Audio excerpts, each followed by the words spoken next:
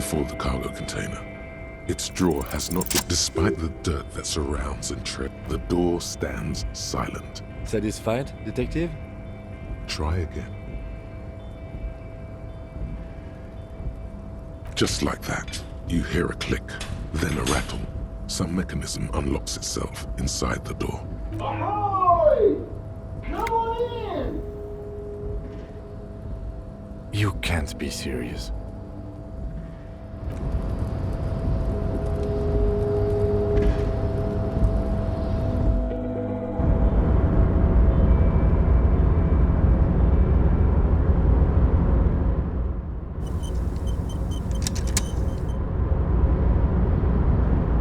The man stands at the far end of the shipping container. It's hard to say anything more about him.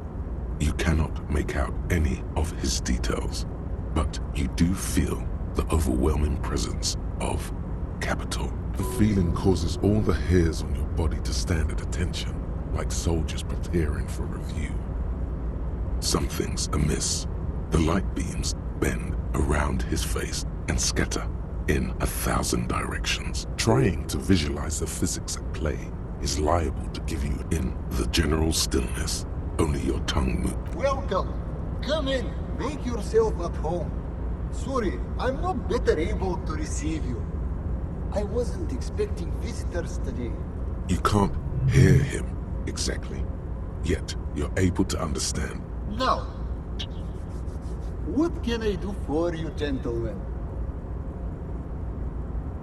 Who am I?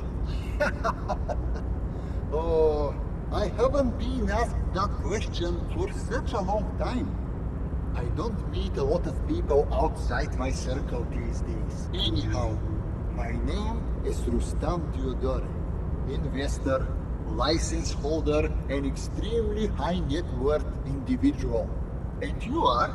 Mr. Diodore, I am Lieutenant Kim Kitsuragi of the RCM, and this is my partner. Pleasure to meet you, Harrier Dubois. I must admit, the name suits you very well. Oh Lord, not this again. Oh, nothing. It's just that we've got this murder to solve, and yet you go around asking everyone about money. And every time I ask, are you sure this is related to the case, you say, sure, Kim, I think it is.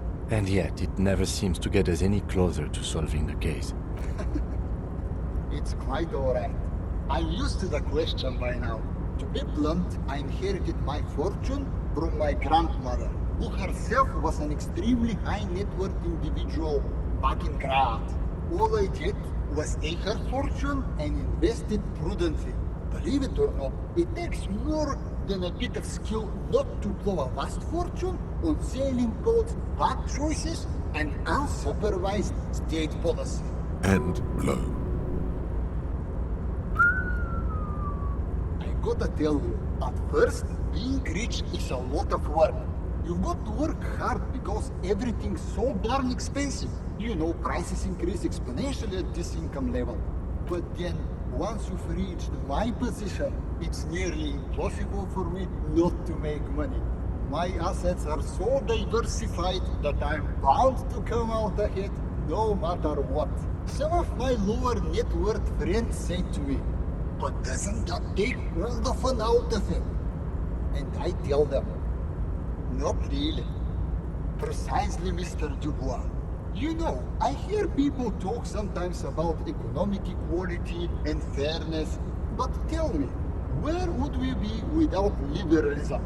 In caves, walking each other with bombs, a nightmare scenario, a world of slavery and violence. Which brings us back to the essential truth of modernism, where we are right now. The freedom of mankind can only be derived from the free flow of capital. It is truly, it's almost entirely carefree. It really leaves you time to better yourself spiritually. Hey, all this talk about money has made you lose the thread. What is going on with the light in this place? That's what you need to ask him about. What do you mean? Are you talking about my chin? Oh, that's what you mean. Yes, I've heard of this effect, though I've never witnessed it myself, of course. It has something to do with our Weiss-Wiesemann coefficient. The Weiss-Wiesemann coefficient is a ratio designed to reflect the difference in net worth between individuals. When the coefficient is close to 1, or 100%, it means one person possesses all the net worth. Among that group of individuals, it's been observed that when the Weiss-Wiesemann coefficient reaches about 0.96 or so, the laws of physics begin to bend around the high net worth individual. Among other things. But calm down.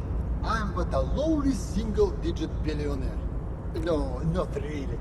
There are actually quite many digits. I see nothing of the sort. To be frank, all I see is a gentleman who's unusually well dressed for Martinez, in a cargo container, which I admit is odd.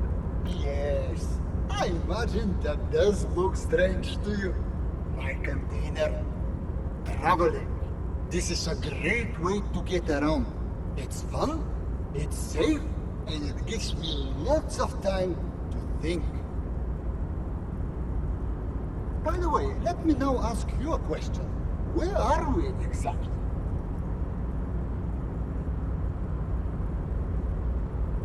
Herschel. I remember walking its streets as a teenager. There used to be a bowling alley in Stella Maris.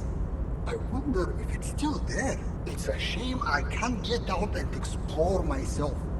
One of the downsides of being an extremely high net worth individual is that mobs of low net worth individuals are constantly banding together to ask for money. There simply aren't enough hours a day to hand out all the handouts. It's like feeding seagulls. There are always more, and they never seem to do anything interesting with it, except more seagulls. Spending money is a matter of desire. I'm sure you agree. I don't have the desire for spending it like that. Smart, you know? It also provides a means to hide from all the targeted advertising we extremely high net worth individuals are constantly subjected to. Luxury yachts, high fidelity portable radio systems, fail-proof outerwear, and so on. It just gets a bit middle class after a while. A bit bourgeois. What? No, I did not say that at all. Being rich is great. Just don't tell anyone I told you that. Could you please stop asking everyone for money? It does not reflect well on the RCM, and to be perfectly frank, we can't afford to look worse than we already do. It's perfectly alright. Based on your appearance, I can tell I'm dealing with a smart man. As you may know, us high net worth individuals do not have a lot of cash on hand. Investments and liquidity are enemies of one another. I think I only have coins for coffee machines. Here is 3 real. How much can you get for this? That's the idea, my friend. You've got to work for the rest. Maybe you can make that money grow. Come up with an investment plan. How's that sound?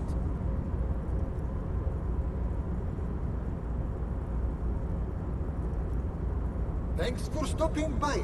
If you ever have an idea you want to pitch me, I'm all ears.